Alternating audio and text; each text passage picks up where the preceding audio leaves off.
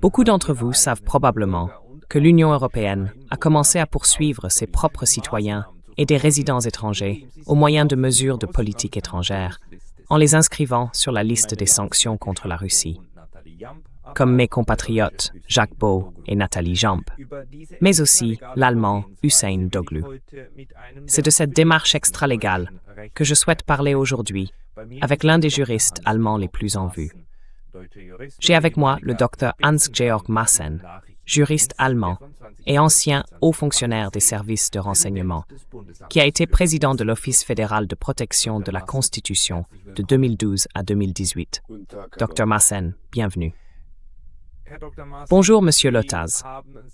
Monsieur le Dr Maassen, vous vous êtes déjà exprimé sur ces sanctions. Que pouvez-vous nous en dire et comment évaluez-vous actuellement cet instrument de l'Union européenne?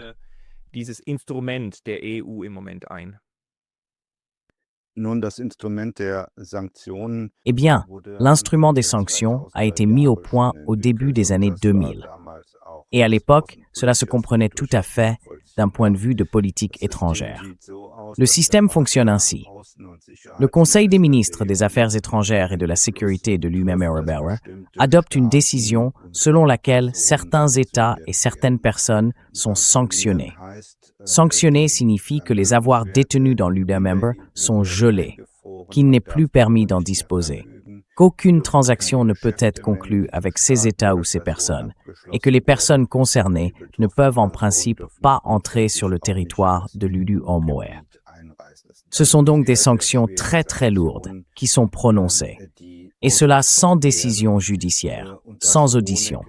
C'est le Conseil des ministres des Affaires étrangères à Bruxelles qui en décide.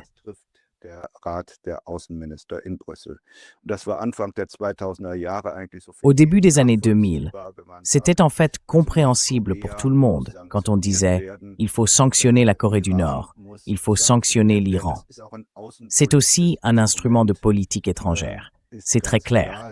Il s'agit en fin de compte d'amener un autre État à adopter un autre comportement par le biais de telles sanctions, que ce soit pour améliorer la situation des droits humains en Corée du Nord ou pour amener l'Iran à abandonner son programme nucléaire.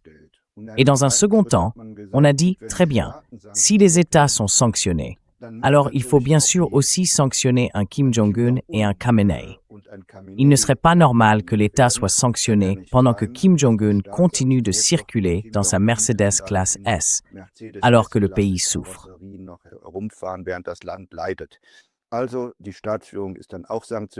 Ainsi, la direction de l'État a également été sanctionnée, de même que les membres de leur famille, et l'entourage politique plus large, généraux, ministres, a lui aussi été sanctionné. Dans les années 2000 et 2010, tout cela ne posait en réalité aucun problème, et tout le monde aurait dit en somme, c'est acceptable. En 2022, avec la deuxième crise ukrainienne, c'est-à-dire la guerre en Ukraine, la direction de l'État russe a alors été sanctionnée. Auparavant, certaines personnes avaient déjà été visées individuellement par des sanctions. Je pense par exemple à la hiérarchie militaire ou au chef du service russe, qui après la première crise ukrainienne, n'avait plus le droit d'entrer dans l'Union européenne. Et l'on disait alors, d'accord, cela convient.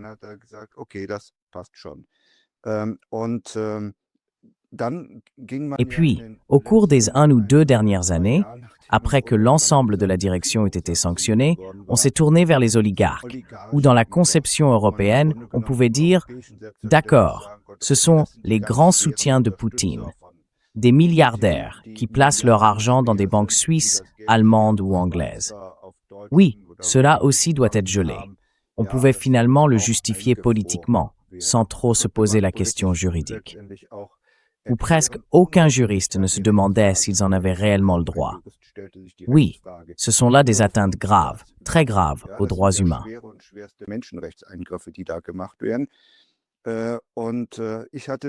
Et en juillet dernier, j'ai rencontré une bonne connaissance qui avait été sanctionnée en raison d'une relation personnelle étroite. Il est allemand, avec Poutine. Je n'arrivais pas à y croire. Il vit en forêt noire et m'a raconté qu'il n'a plus de compte bancaire. Il n'a pas le droit de travailler, ni de posséder des biens, il n'a même pas de carte de crédit. Au début, je n'y croyais pas du tout. C'est uniquement son amitié avec Poutine, parce qu'il avait travaillé chez Gazprom, qui a finalement conduit à cela. Et ensuite, de plus en plus de cas ont été rendus publics. Vous avez mentionné le journaliste allemand Doku, le journaliste d'Anti-Spiegel qui vit à Moscou, ainsi qu'une femme nommée Lipp. Ils ont été inscrits sur la liste des sanctions au motif qu'ils diffuseraient de la désinformation sur la guerre en Ukraine et qu'ils propageraient une propagande favorable à Poutine.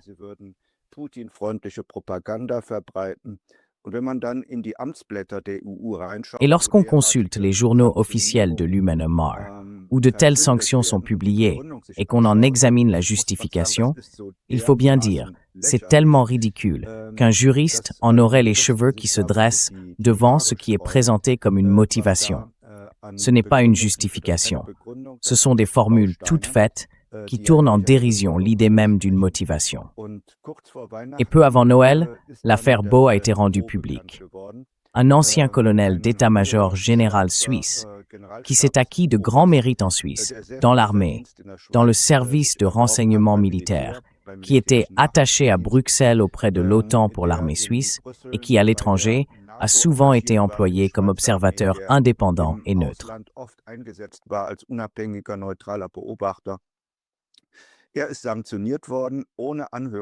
Il a été sanctionné sans audition préalable.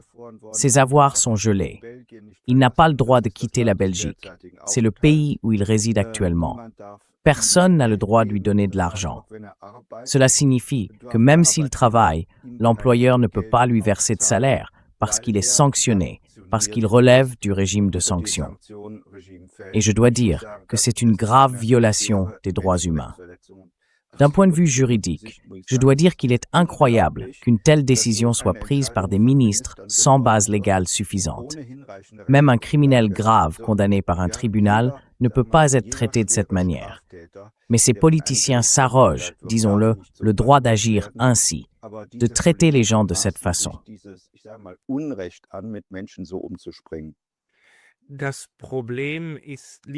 Le problème, c'est que ces sanctions, et vous l'avez très bien expliqué, sont peu à peu devenues un instrument qui n'a cessé de s'étendre.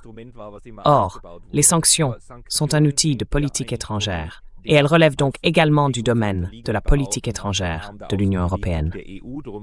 C'est pourquoi tout cela dépend aussi des bureaucrates de l'UOME, Madame Kallas, qui élaborent finalement ces recommandations, les soumettent au Conseil, et c'est ce dernier qui prend la décision. Il ne s'agit donc pas d'une procédure juridique.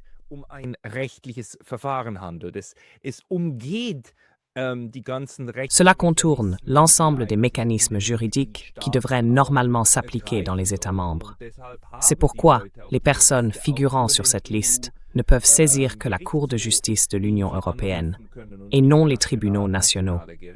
En réalité, il ne s'agit donc pas d'un instrument judiciaire, et c'est pourquoi je qualifie ces sanctions d'extra-légales, non pas illégales, car elles ont été rendues conformes aux droits de l'UE. Mais elles contournent la voie juridique normale. Qu'en pensez-vous?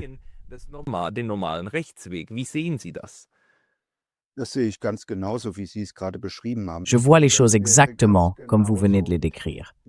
Vous savez, ce serait comme si les ministres de l'Environnement et de la Protection du Climat se réunissaient à Bruxelles et disaient « Nous imposons maintenant des sanctions contre les négationnistes du climat ». Ce faisant, ils contournent, en fin de compte, le droit pénal, le droit civil, en fait, toute la justice, qui est complètement mise de côté. Si l'on dit que l'on commence directement tout en haut, que les ministres décident, à quoi bon avoir encore une justice? Ils décident, et on peut certes déposer une plainte contre cela. C'est d'ailleurs ce que dit aussi Madame von der Leyen. Oui, mais qu'a-t-elle dit en substance?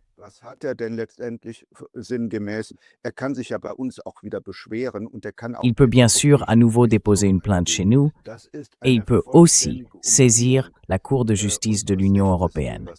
Ce qui est pratiqué ici constitue un contournement complet de notre système juridique. Qu'il puisse y avoir des sanctions de politique étrangère, c'est concevable. C'est un instrument de la politique étrangère, un instrument de la diplomatie. Mais viser uniquement des individus, c'est une toute autre question. Il aurait fallu prévoir une procédure judiciaire pour cela. Il aurait fallu prévoir un procès dans lequel des règles de procédure seraient établies, mais aussi où les sanctions seraient liées à des faits matériels réellement concrets.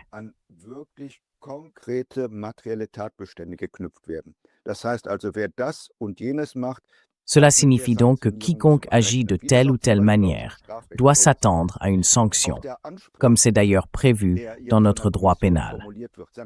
De même, la Commission affirme maintenant que les sanctions ne seraient pas une punition, mais qu'elles devraient conduire à un autre comportement. Or, notre ordre juridique ne prévoit pas que l'État puisse rééduquer par des sanctions des personnes qui se comportent légalement. Il faut imaginer que M. Bo n'a commis aucun délit. Il agit tout à fait correctement. Il exerce son droit à la liberté d'expression, afin qu'elle se comporte autrement.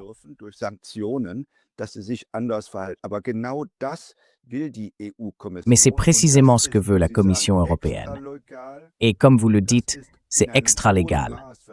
Cela viole gravement nos droits fondamentaux et les droits humains. Notre gouvernement fédéral n'aurait jamais dû approuver une telle décision à Bruxelles, car elle est contraire à la Constitution. Cela revient en somme à contourner notre système juridique. Mais ils ont donné leur accord, puisque les décisions ont été prises à l'unanimité. Et d'ailleurs, cette procédure me rappelle une remarque de Jean-Claude Juncker qu'il avait faite il y a de très nombreuses années, de manière assez désinvolte. L'ancien président de la Commission européenne. Exactement. L'ancien président de la Commission européenne aurait dit en substance « Oui, d'abord, nous faisons quelque chose et franchissons une ligne rouge. Puis nous observons comment les autres réagissent. La plupart ne s'en rendent pas compte. Et si personne ne le remarque, nous allons un peu plus loin, puis encore un peu plus loin. Et avant qu'ils ne s'en aperçoivent, nous avons déjà atteint notre objectif. Et alors nous disons, où est le problème? Nous avons toujours fait ainsi. Et j'ai l'impression que dans cette procédure aussi, c'est la même chose. On commence par sanctionner des États, puis des personnes dont beaucoup diraient que cela ne pose pas de problème. Sanctionner Kim Jong-un, la hiérarchie militaire en Corée du Nord, sanctionner Poutine, on se dit que cela va sans trop réfléchir aux conséquences possibles. Ensuite, on va un peu plus loin et on vise les binationaux vivant à l'étranger.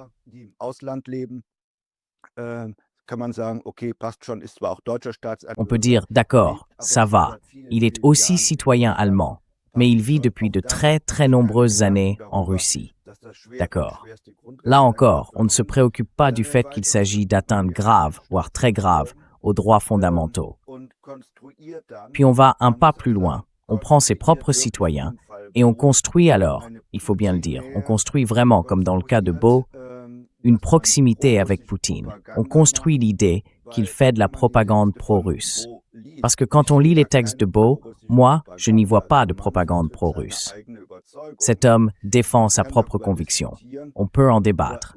Mais au fond, ce n'est pas de la propagande. Et même s'il faisait de la propagande, il en a le droit. Il en a le droit. Tout comme on a le droit de faire de la propagande pro-ukrainienne.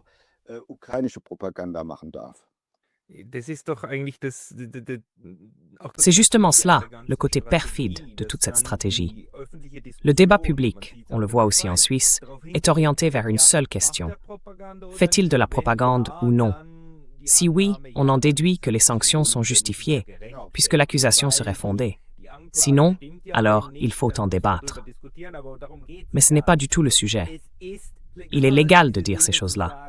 L'État de droit, en Allemagne comme en Suisse, défend ses droits. Mais nous en sommes maintenant au point où, lors de la conférence de presse fédérale en Allemagne, nous avons des bureaucrates qui, dans un langage administratif, disent « oui, il faut renvoyer cela à un autre ministère ». Et la voie juridique reste ouverte. Parce qu'on peut soit s'adresser à la Commission européenne, c'est-à-dire à ceux qui ont imposé ces mesures, ceux qui les ont prises, pour dire « je ne suis pas d'accord ».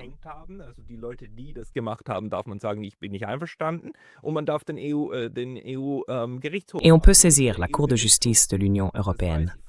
La Cour de justice de l'UE Masmer, comme me l'a expliqué Sandra Hofer, n'examinera toutefois pas si ces sanctions entraînent des violations des droits humains. Elle vérifiera seulement si l'accusation est cohérente en elle-même.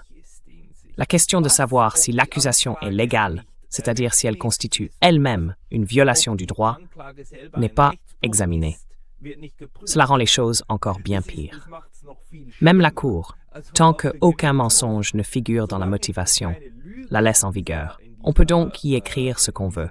C'est ainsi que Sandra Hofer me l'a expliqué.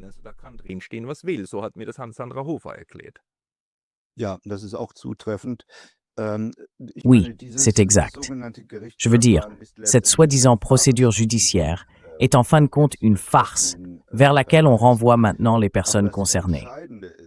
Mais l'essentiel, et il faut le répéter sans cesse, c'est que ce que font M. Bowe et les autres est légal. Ils ont le droit de le faire. Il ne s'agit pas de savoir s'il s'agit de propagande pro-Poutine ou non. Il faut dire, peu importe que ce soit de la propagande pro-Poutine. On a aussi le droit de diffuser de la propagande pro-Poutine. C'est ainsi, c'est la liberté d'expression. Aucune sanction ne devrait être imposée pour cela. Et d'ailleurs, il faut aussi rappeler que nous ne sommes pas en état de guerre avec la Russie.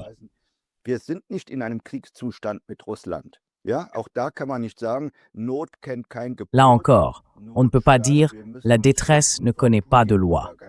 État d'urgence. Nous devons nous protéger de la propagande de Poutine. Non, nous continuons d'affirmer que nous ne sommes pas en état de guerre avec la Russie. Par conséquent, on ne peut même pas proclamer un état d'urgence ici pour restreindre la liberté d'expression. Ce qui se passe ici constitue donc une grave atteinte à la liberté d'expression. Et c'est cela qui doit primer. Non pas la question de savoir s'il y a eu propagande ou non, si les déclarations de M. Bowe et d'autres sont justes ou non. Cela n'a aucune importance. L'essentiel, c'est qu'il a le droit de dire ce qu'il veut.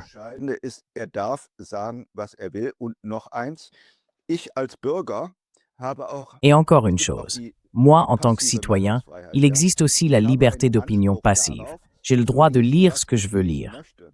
Et Mme von der Leyen n'a pas à réguler ma consommation de lecture.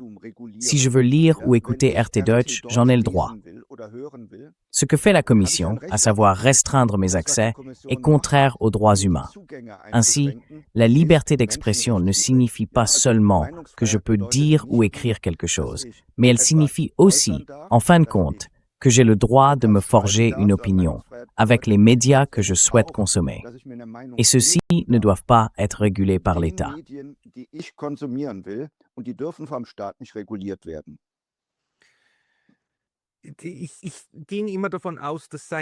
Je pars toujours du principe que cela va de soi.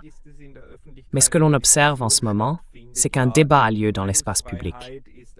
La liberté d'expression est un bien précieux, mais cela ne signifie pas qu'on ait le droit de faire de la propagande pour Poutine. Et c'est précisément ce qu'il faut souligner.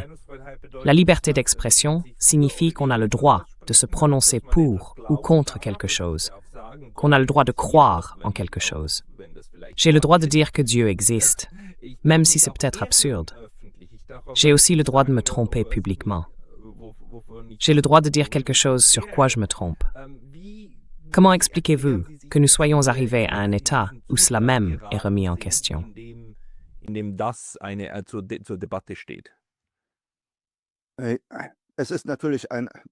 Bien sûr, tout cela n'est pas dû au hasard. Il y a des gens qui réfléchissent à la question « Comment peut-on restreindre le champ des opinions ?» Et là, on mélange beaucoup le droit et la morale, où on donne à la morale une importance excessive. Qui voudrait, en Allemagne ou en Europe de l'Ouest, défendre la propagande pro-Poutine? Eh bien, qu'il le fasse. Il faut déjà un certain courage pour dire « Je pense qu'il est juste qu'il y ait aussi de la propagande pro-Poutine dans l'Union européenne ». Il faut, même en tant que juriste, un certain courage pour le dire. De ce point de vue, le camp opposé, c'est-à-dire ceux qui combattent la liberté d'expression, ont relativement facile à dire « Nous ne pouvons pas tolérer la propagande pro-Poutine ».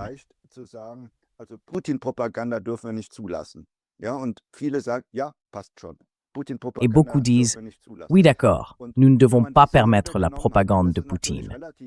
Et une fois cet obstacle franchi, il devient naturellement assez facile de dire que la liberté d'expression peut aussi être restreinte et que ces personnes peuvent alors être sanctionnées. Cette technique est utilisée par le camp opposé, en rendant la propagande de Poutine politiquement et moralement tabou. Personne ne dit « Nous pensons qu'il est juste que Poutine puisse aussi faire de la propagande chez nous ». Mais en la rendant tabou, il devient facile de contourner le droit dans le discours public, en disant « Si c'est tabou, alors une sanction doit suivre ».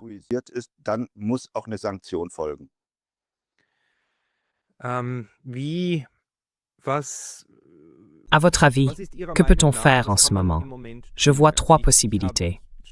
Soit saisir la Cour de justice de l'Union européenne et tenter de la pousser à examiner les conséquences et les implications de la situation, soit emprunter la voie des droits de l'homme. Il y a après tout la Cour européenne des droits de l'homme. Et puis il y a aussi l'ONU, avec ses tribunaux ou diverses commissions des droits de l'homme que l'on pourrait saisir. À mon sens, il existe encore une troisième voie. Saisir les tribunaux allemands et faire valoir que ces sanctions ne devraient pas être appliquées par l'Allemagne, car elles sont contraires aux droits de l'homme. Quelle voie vous semble praticable ou quelles options considérez-vous comme envisageables?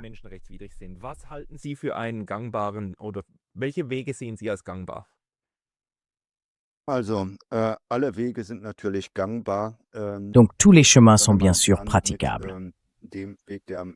Je vais commencer par celui qui semble le plus évident. Ce que la Commission a dit, c'est qu'on peut déposer une plainte auprès d'elle. C'est une sorte de procédure de recours, sans délai, sans effet, et qui, en cas de doute, ne mènera à rien. Le recours devant la Cour de justice de l'Union européenne, oui, il se peut que cette voie soit couronnée de succès. Vous avez d'ailleurs déjà cité les propos de Madame Hofer. En réalité, il n'y a pas d'examen matériel. On vérifie seulement si des erreurs ont été commises dans le cadre de la procédure. Nous parlons ici de la dimension juridique. J'ai toujours été à l'interface entre le droit et la politique.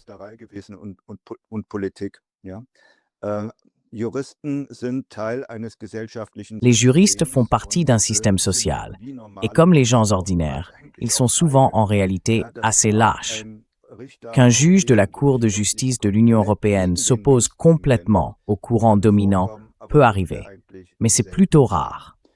Cela signifie donc que si la Commission européenne, le Conseil des ministres des Affaires étrangères, tous les États membres ont soutenu les sanctions, et que peut-être l'avocat général de la Cour de justice de l'Union européenne partage cette opinion, alors les juges de la Cour ne nageront pas à contre-courant. Cela peut arriver, mais je considère que c'est peu probable. Pour inverser la situation, il est nécessaire que nous exercions une pression publique.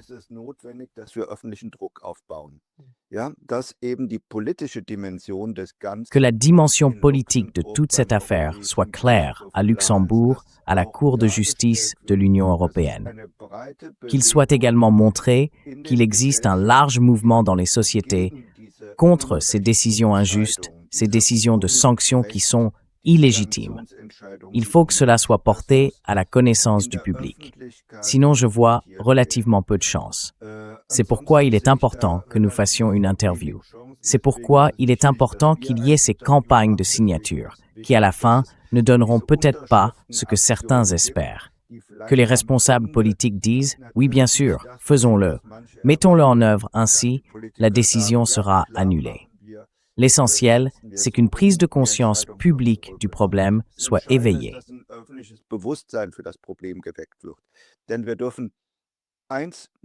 Car il ne faut pas l'oublier. J'ai essayé tout à l'heure de l'illustrer avec l'exemple de Jean-Claude Juncker. Il franchit sans cesse les lignes rouges et les repousse toujours plus loin jusqu'à atteindre son objectif, même si cela sort du cadre légal. Et cela peut aller encore plus loin. Le cas Beau n'est donc pas le dernier. D'autres seront concernés. Il a déjà été communiqué publiquement que Roger Koppel pourrait également être visé, parce qu'il a réalisé des interviews à Moscou, et d'autres suivront. Cela signifie que nous devons montrer la ligne rouge à ces gens de Bruxelles.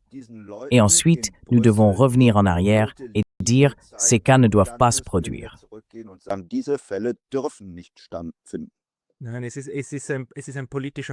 Non, c'est une affaire politique. C'est un harcèlement politique.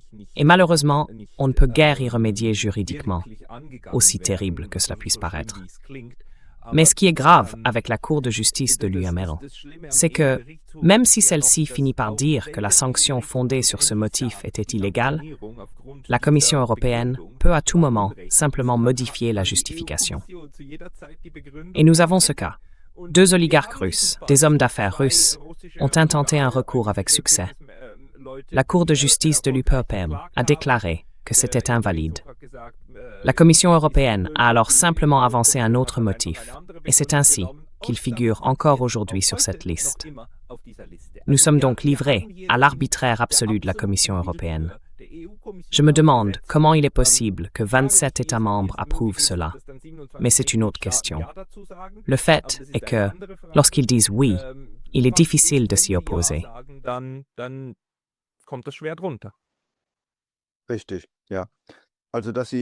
Oui, exactement. Le fait qu'ils disent oui tient simplement à ce système. Il y aura, je pense, un groupe de travail du Conseil, un système de sanctions en dessous du Conseil des ministres des Affaires étrangères, où des collègues des ministères de la Justice respectifs pourraient également jouer un rôle. Mais je pense, comme nous l'avons déjà souligné, il s'agit d'une mesure diplomatique. Cette sanction, une mesure politique et de politique étrangère. Il y aura donc des collaborateurs des ministères des Affaires étrangères concernés dans le groupe de travail du Conseil. Ils prépareront une décision. Et il faut imaginer, lorsque ces 27 ou 26 personnes se réunissent, ils se connaissent, ils s'apprécient, ils connaissent les collaborateurs de la Commission européenne. Ils ne vont pas s'attaquer les uns les autres, ni se critiquer mutuellement.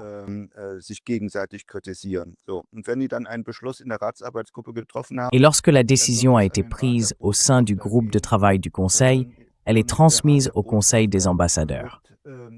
Ce dernier prépare ensuite la réunion du Conseil des ministres des Affaires étrangères, et il n'en sera plus question à ce stade. Qu'un cas de ce genre soit discuté au Conseil des ministres des Affaires étrangères me paraît peu probable. Il sera simplement approuvé, car tout aura déjà été préparé en amont. C'est pourquoi il est nécessaire de porter la question au niveau politique, au plus haut niveau, afin que les ministres des États qui se montrent critiques à l'égard de la Commission européenne s'en saisissent et, le cas échéant, opposent leur veto à Bruxelles, pour que ce système de sanctions ne se poursuive plus de cette manière.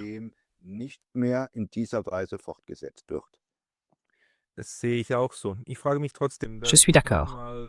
Mais je me demande quand même, puis-je y revenir? Donc en empruntant la voie étatique, existe-t-il en Allemagne un tribunal auquel Hussein Logo pourrait s'adresser et dire « Veuillez intervenir, s'il vous plaît ». Autrement dit, je voudrais imaginer un cas dans lequel le tribunal déciderait que ces sanctions ne peuvent pas être appliquées. Cette possibilité existe-t-elle?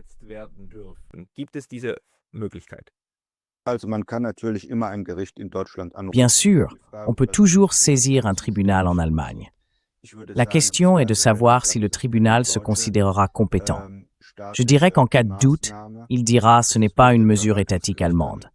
Il faudrait saisir un tribunal administratif, mais celui-ci refuserait probablement d'examiner l'affaire, en invoquant précisément la compétence de la Cour de justice de l'Union européenne. Il s'agit d'une décision politique prise à Bruxelles, et c'est donc devant la juridiction européenne qu'il faudrait la contester. Il est possible que l'on tombe sur une chambre d'un tribunal administratif qui dise « Cas intéressant, nous aimerions le traiter, et nous sommes en mesure de construire une compétence. » Car l'article 19, paragraphe 4 de la loi fondamentale stipule que toute personne doit pouvoir bénéficier d'une protection juridique. Il se peut qu'ils le construisent ainsi. Mais il faudrait alors des juges très courageux et politiquement engagés.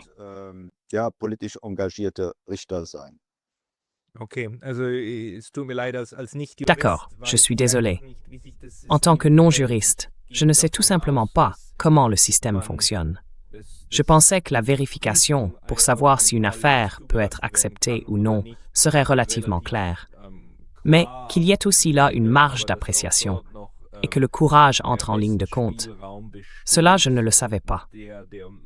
Mais c'est simplement ainsi dans ce cas.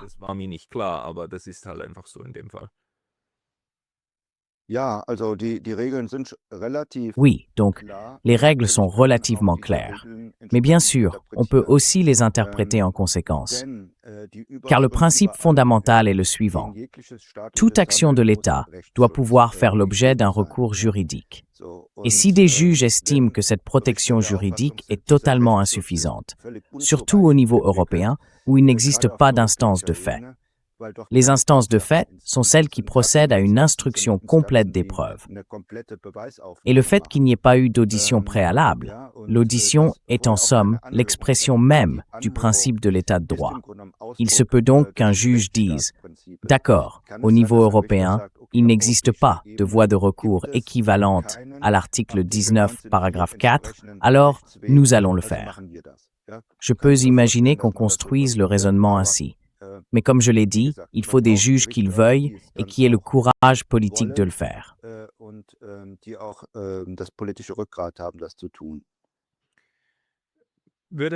Serait-il judicieux de saisir la Cour des droits de l'homme afin de faire pression sur le plan politique?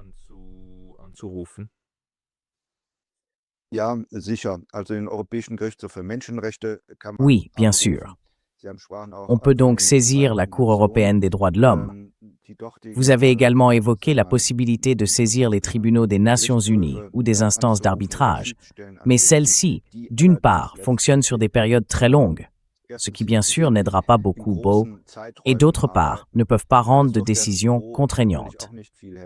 L'UMember n'est pas membre du pacte civil des Nations unies dont il est ici question, c'est-à-dire du pacte international relatif aux droits civils et politiques de 1966. La Cour européenne des droits de l'homme est en outre une juridiction du Conseil de l'Europe et non de l'Union européenne. On pourrait la saisir pour des violations des droits de l'homme. C'est une option à envisager. Mais là aussi, les rouages tournent très très lentement et cela n'apporterait pas vraiment d'aide à Lebsenich, à Bo ni aux autres.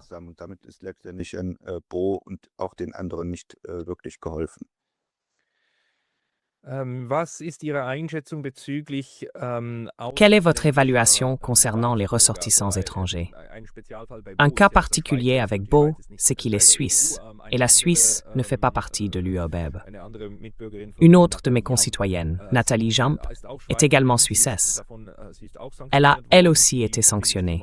Elle se trouve actuellement en Afrique et ne peut pas rentrer en Suisse à cause de ces sanctions, car le survol lui est interdit, ce qui constitue en réalité une violation du droit international, puisque tout citoyen a le droit de retourner dans son pays. Comment évaluez-vous cette situation? Car à l'origine, les sanctions étaient ou sont censées être un instrument de politique étrangère visant les étrangers.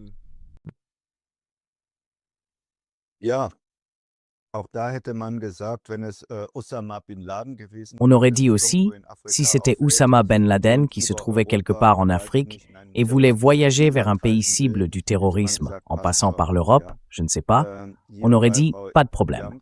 Mais dans le cas de Madame Jamp, cela ne tient absolument pas. En outre, la Suisse est un pays associé. De plus, un accord cadre ou un accord comparable fait actuellement l'objet de discussions en Suisse, ce qui amènerait la Suisse, en substance, à reprendre une part importante du système juridique de l'UNUMember. Ce qui est entrepris ici ne se justifie donc absolument pas. Et en ce qui concerne Madame Jamp, à qui l'on refuse ainsi le retour en Suisse, il s'agit en tout cas d'une atteinte grave à ses droits fondamentaux et à ses libertés fondamentales.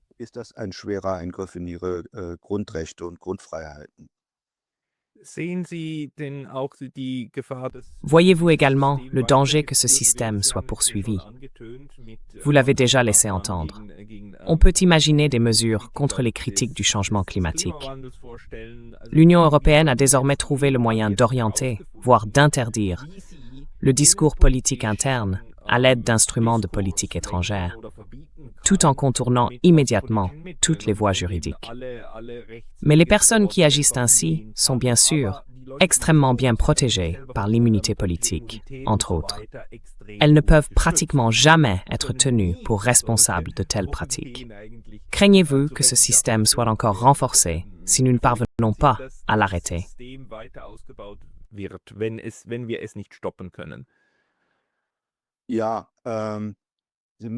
Oui, vous devez voir, je l'ai déjà dit tout à l'heure. Certaines choses arrivent par hasard, mais beaucoup moins souvent qu'on ne le pense. Et je crois que cette extension du système de sanctions n'est pas non plus le fruit du hasard. Mais, comme je l'ai dit, on a testé pas à pas jusqu'où on pouvait aller. Et maintenant, on en est arrivé à l'affaire Bo, à quelques ressortissants allemands qui ont dû être sanctionnés. Je peux très bien imaginer que, s'il n'y a pas ici de résistance publique, on continuera simplement. Et si l'on regarde maintenant l'affaire Bo et aussi l'affaire Jump, ces personnes ne sont pas des propagandistes de Poutine. Elles ont exprimé une opinion. Et c'est là que nous touchons au cœur du problème. Pourquoi?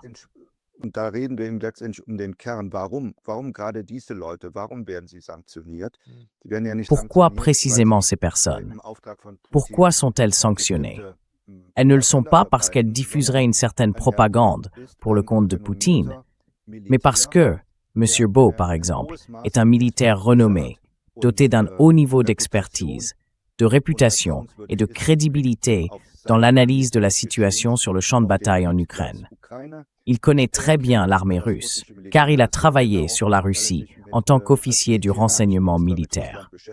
Autrement dit, lorsqu'il s'exprime sur la guerre en Ukraine, lorsqu'il parle des capacités de l'armée russe, ses propos ont un degré de crédibilité bien supérieur à ceux d'un journaliste ou d'un politicien quelconque.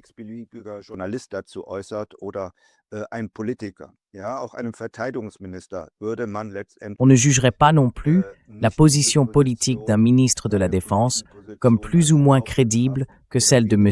Bo, dont on sait qu'il est un expert et qu'il n'a fondamentalement pas d'ambition politique, mais qu'il décrit simplement ce qu'il observe. C'est pourquoi il est effectivement dangereux, car il expose une position contraire à la ligne de Bruxelles et à celle de la plupart des États membres de l'Union européenne concernant la guerre en Ukraine. Je laisse de côté la question de savoir s'il a toujours raison dans ses analyses. C'est un tout autre sujet. Il peut, comme nous l'avons dit, se tromper complètement dans le cadre de la liberté d'expression.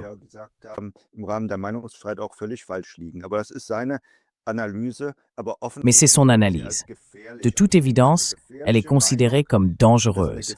C'est une opinion dangereuse, et c'est une personne dangereuse, parce qu'il ne s'agit pas de n'importe qui, mais de quelqu'un qui peut, en fin de compte, contrecarrer la politique de Luc Oppenheim envers l'Ukraine. Et c'est pour cela qu'il est sanctionné. Autrement dit, le point de départ était une prétendue propagande pro-Poutine. Dans le cas de Madame Jump, la situation semble un peu différente. Elle s'est apparemment exprimée de manière critique sur la guerre en Ukraine, mais encore plus sévèrement sur l'action de la France en Côte d'Ivoire. C'est sans doute le pays dont elle est originaire. Elle est citoyenne suisse, mais avec des racines en Côte d'Ivoire. Ses racines sont au Cameroun, mais elle a longtemps travaillé en Côte d'Ivoire. D'accord. Oui, en tout cas, c'est ainsi que je l'ai compris. Elle s'intéresse au néocolonialisme de l'Europe en Afrique. Et mon impression est que cette femme est aussi, en raison de son engagement politique, une personnalité tout à fait importante, qui peut, politiquement, disons, gêner certains États européens. Et c'est pour cette raison qu'elle a été sanctionnée. Cela signifie que des citoyens sont sanctionnés, dans ce cas des citoyens suisses, parce qu'ils entravent, soit par leur réputation politique, leur grande expérience, leur capacité d'analyse ou leur engagement politique, certains États membres ou l'Union européenne. Et cela ne doit pas être permis. Et pour répondre à votre question, il existe un risque qu'à l'avenir, des situations similaires se reproduisent et se développent, que, si l'on contrarie l'UE sur la question du Groenland, sur celle des États-Unis ou sur d'autres sujets, cela finisse par servir de prétexte à une sanction. Und Außenpolitik ist im Zweifel immer Innenpolitik. Et la politique étrangère est, en cas de doute, toujours de la politique intérieure. Imaginez simplement que l'on exprime une critique du pacte de Rio, de l'accord sur la protection du climat ou du protocole de Kyoto. On pourrait alors dire qu'il faut sanctionner quelqu'un parce qu'il sape les efforts mondiaux de l'humanité, de la société mondiale, en faveur de la protection du climat. Ce danger peut donc exister si l'on poursuit la logique de ce qui a été amorcé par les sanctions au cours des 20 dernières années. C'est pourquoi cela doit être arrêté. C'est pourquoi la sanction de personnes individuelles issues des États membres de l'UE et d'autres citoyens doit être annulée.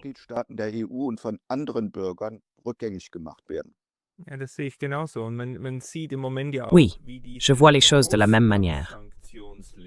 Et on constate en ce moment que cette liste de sanctions contre la Russie est encore une nouvelle tranche de salami. En Suisse, on appellerait cela la tactique du salami, parce qu'on coupe morceau par morceau jusqu'à ce qu'il ne reste plus rien. On voit comment la liste de sanctions est utilisée pour aborder des sujets qui n'ont rien à voir avec la Russie.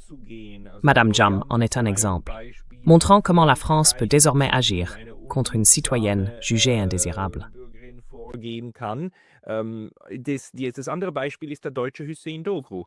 L'autre exemple est celui de l'Allemand Hüseyin Dogru, qui a principalement travaillé sur la question palestinienne, s'est donc exprimé surtout à ce sujet, mais se retrouve malgré tout sur la liste des sanctions contre la Russie. Dans la justification de cette liste de sanctions, on mentionne même son engagement en faveur de la Palestine, ou ses reportages sur les manifestations pro-palestiniennes. On peut en penser ce qu'on veut, mais le fait que ces reportages apparaissent dans une justification censée concerner la Russie dépasse tout simplement l'entendement. Et c'est précisément pour cette raison qu'il est si difficile d'expliquer cela au grand public, car cela paraît tellement absurde. Mais c'est bel et bien absurde.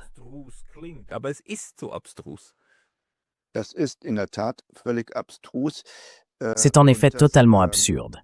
Et en tant que juriste, je dois dire que la Commission européenne n'a même pas honte de rendre cela public. C'est incroyable. Il est pourtant évident pour tout le monde. Gaza n'a rien à voir avec une proximité avec Poutine. La Côte d'Ivoire ou le Cameroun n'ont rien à voir avec la propagande pro-Poutine. Et pourtant, tout cela est mélangé. Et ce mélange sert ensuite de prétexte pour s'en prendre à une personne.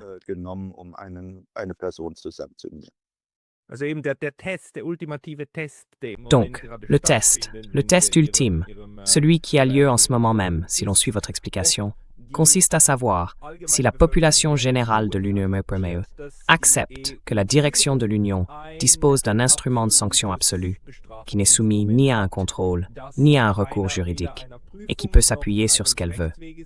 C'est valable. Alors, je crois que c'est bien là la question? Non.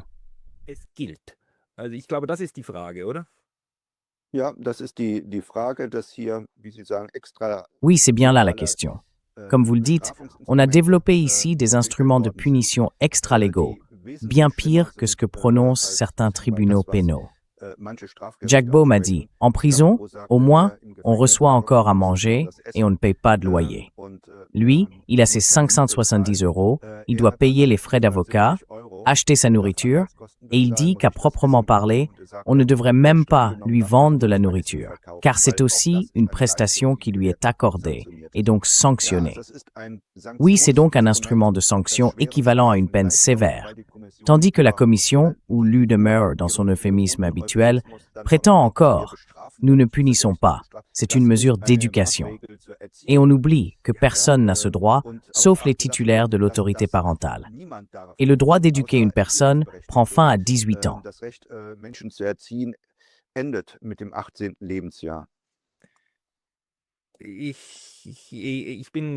Je suis en partie tout simplement sans voix devant ce qui se passe.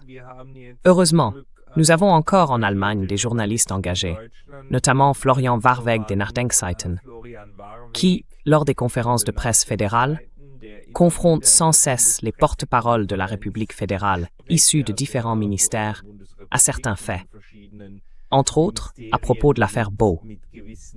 Et là, on a vu comment le porte-parole, je ne sais plus de quel service il dépendait, mais comment l'un d'eux a déclaré Oui, ces sanctions viennent de l'Union européenne. Elles n'ont donc rien à voir avec nous, c'est-à-dire avec l'Allemagne. Der EU haben also mit uns, also Deutschland, nichts zu tun. Da müssen Sie sich an die EU wenden. Zweitens sind wir doch Vous devez vous adresser à l'UMM pour cela. Deuxièmement, nous sommes convaincus que l'UMM agit ici conformément au droit, et toute personne qui fait de la propagande doit désormais faire attention. C'est d'ailleurs communiqué publiquement. Ce n'est pas seulement une tentative d'intimidation silencieuse, mais un mécanisme d'intimidation annoncé publiquement, qui est actuellement mis en œuvre de cette manière, et que cela soit perçu ou non par le public. Sebab das Problem t'examitas. Die EU, das wird sie sich wahrscheinlich anschauen, oder? Eh bien, j'ai aussi regardé cette séquence du film de la conférence de presse fédérale et j'ai trouvé presque attendrissant la manière dont le porte-parole du ministère des Affaires étrangères s'est exprimé, avec une innocence presque enfantine, en disant « Oui, et toute personne qui à l'avenir exprime de la propagande pro-Poutine doit faire attention. Elle peut être sanctionnée de la même manière. » Je crois que cette personne y croit vraiment, qu'elle pense que c'est juste. Et elle ne peut même pas imaginer qu'on ait le droit de faire de la propagande pro-Poutine. J'ai un droit légal de faire de la propagande pro-Poutine, si je le voulais. Oui, c'est pour cela que nous avons une constitution. C'est pour cela que nous avons des droits humains. C'est aussi pour cela qu'on peut faire de la propagande pro-Ukraine. On peut aussi faire de la propagande pro-USA. Je peux aussi dire, je trouve Trump formidable. Cela aussi relève de la liberté d'expression.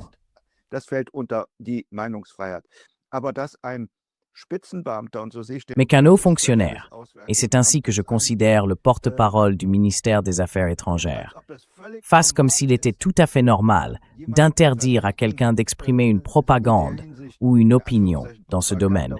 C'est vraiment, disons-le, choquant.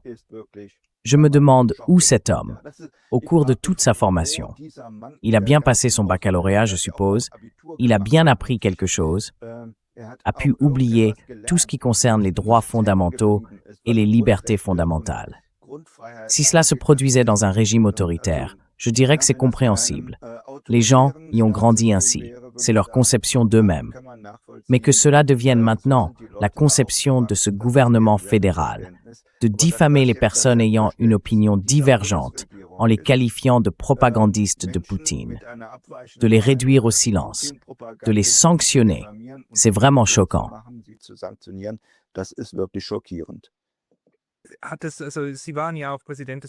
Vous avez également été président de l'Office fédéral de protection de la Constitution.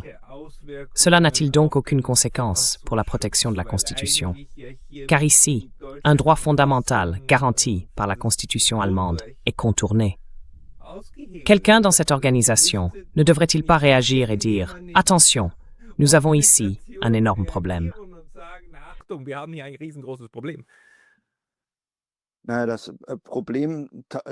Le problème se manifeste désormais, je dirais, aussi bien au ministère des Affaires étrangères qu'au ministère de la Justice et dans d'autres ministères, où l'on aurait depuis longtemps dû dire « Ici, les choses dérapent complètement ». Je me demande à quoi servent un ministère de la Justice et un ministère de l'Intérieur, tous deux responsables du respect des droits fondamentaux et de notre Constitution. Quelqu'un aurait déjà dû dire « Les collègues du ministère des Affaires étrangères ont complètement perdu le cap ». Certes, ce ne sont pas les plus grands esprits juridiques qui travaillent au ministère des Affaires étrangères.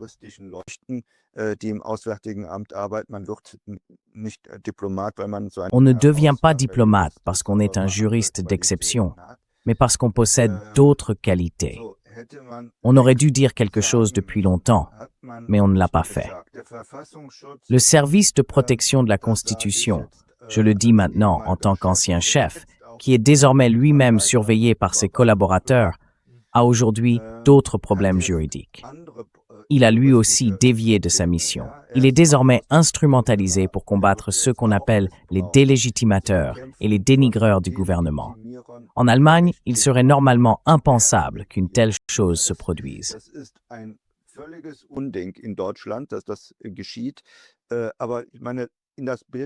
Mais je veux dire que cela s'inscrit dans un tableau cohérent.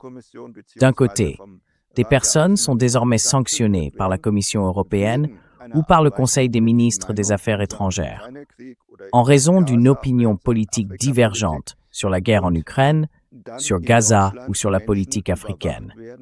Et de l'autre, en Allemagne, des gens sont surveillés parce qu'ils critiquent le gouvernement, parce qu'ils font des blagues sur des politiciens. Le fait qu'en Allemagne, des personnes, disons-le, subissent une perquisition à 6 heures du matin, des forces de police qui fouillent leur domicile parce qu'elles ont tweeté ou publié sur X quelque chose de critique envers le gouvernement, cela s'inscrit dans un même tableau. Cela montre que la liberté d'expression recule, qu'elle est restreinte, délibérément et massivement restreinte par les forces au pouvoir.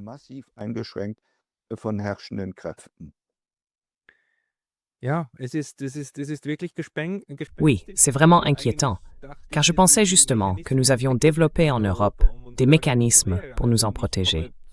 Et j'en reviens donc à l'Allemagne. Je suis suisse, mais je trouve que l'Allemagne a accompli beaucoup de choses après la Seconde Guerre mondiale, à l'Est comme à l'Ouest.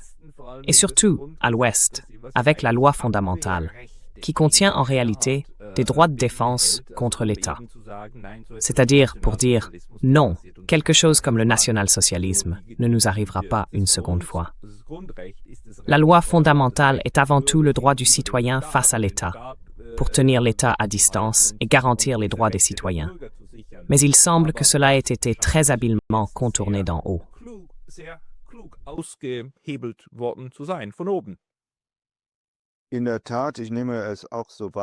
En effet, je le perçois de la même manière. Les droits fondamentaux et les droits de l'homme sont des droits de défense. Ils ont pour but de protéger le citoyen contre un État abusif. En Allemagne, on a malheureusement adopté ces dernières années une nouvelle construction. À travers la jurisprudence du tribunal constitutionnel fédéral sur la protection du climat, selon laquelle le climat disposerait d'un droit fondamental supérieur à être protégé. Et, en fin de compte, les droits fondamentaux et les droits de l'homme sont attribués aux citoyens dans le cadre de la protection du climat. Ainsi, notre Constitution a été renversée, car les droits fondamentaux ne sont pas faits pour protéger le climat contre les êtres humains.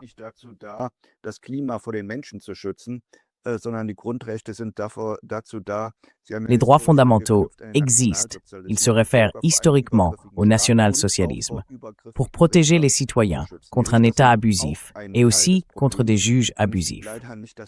Malheureusement, les juges font désormais eux aussi partie du problème et non plus de la solution. Cette évolution s'est accentuée ces dernières années et a conduit à cette érosion des droits fondamentaux. Vous avez bien souligné que la loi fondamentale a également été rédigée en rupture avec le national-socialisme. Il ne faut pas oublier une chose. Je le dis parce que j'ai enseigné le droit pendant de nombreuses années. Ce qui compte, ce n'est pas ce qui est écrit dans la Constitution.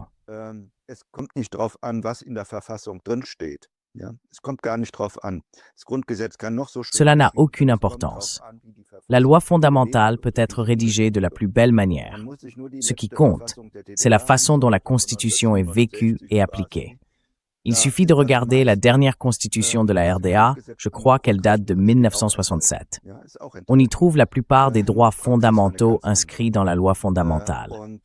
Mais la pratique était tout autre. Le danger, pour toute constitution ou toute loi, réside dans le fait que la pratique juridique peut s'éloigner complètement du droit en vigueur. Et cela ne peut arriver que lorsqu'il y a des politiciens, des fonctionnaires et aussi des juges qui se disent « Eh bien, l'objectif politique est plus important que le texte de la loi ».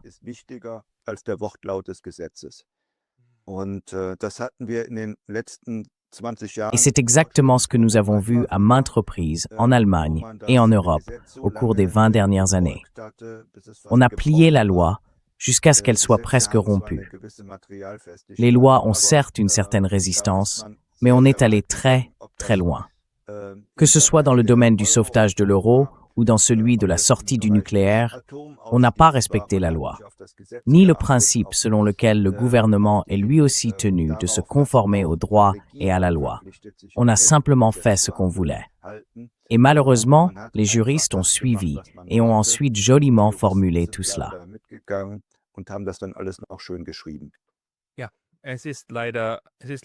Oui, malheureusement, les normes n'ont un véritable pouvoir que lorsque les gens y croient et veulent les appliquer.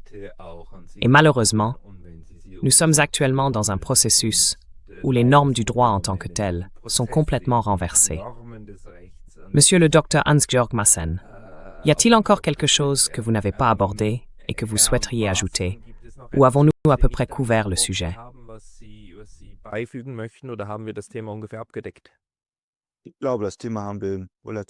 Je pense que nous avons abordé le sujet de manière assez large et nous devons tous être curieux de voir comment la situation évoluera dans les prochains mois.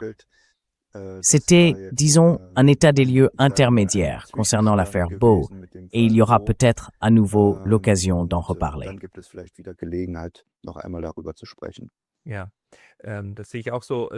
Oui, je le vois de la même façon. Cela dépend aussi de qui commence maintenant à s'y opposer. Et on peut le faire de différentes manières. On peut écrire des lettres, envoyer des courriels, participer à des manifestations.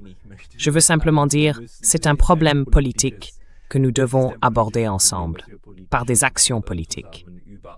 Monsieur Maassen, pour les personnes qui souhaitent lire davantage de vos écrits, existe-t-il un endroit, un blog, où vous publiez vos textes?